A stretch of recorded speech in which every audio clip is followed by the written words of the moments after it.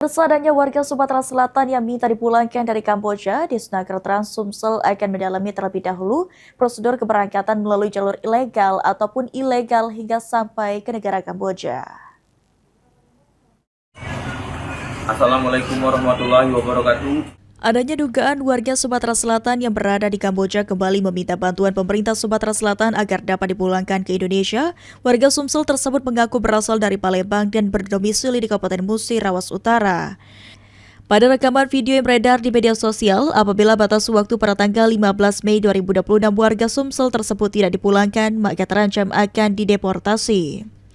Menanggapi hal tersebut, Kepala Dinas Tenaga Kerja dan Transmigrasi Disnaker Trans Provinsi Sumatera Selatan, Indra Bangsawan mengatakan, pihaknya berkoordinasi dengan BP3MI akan mendalami terlebih dahulu prosedur keberangkatan melalui jalur legal ataupun jalur ilegal hingga sampai ke negara Kamboja. Tanggapan kita dari Disnaker Provinsi bahwa kita akan lakukan pendalaman dulu apakah mereka bekerja di sana itu secara informal atau formal. Nah, kita cek lagi dulu bagaimana mereka sampai ke Kamboja. Oke. Sejauh ini pendalaman yang kita lakukan seperti apa, Kak? Ya, kita akan lakukan penyusuran kerjasama sama BP3MI, kerjasama dengan Disnaker Kota, sama Dir PPA dari Polda.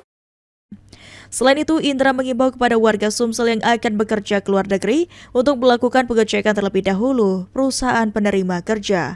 Apakah terdaftar di BP3MI atau Dinas Ketenagakerjaan agar tidak menjadi korban pekerja ilegal. Eki Saputra, PAL TV.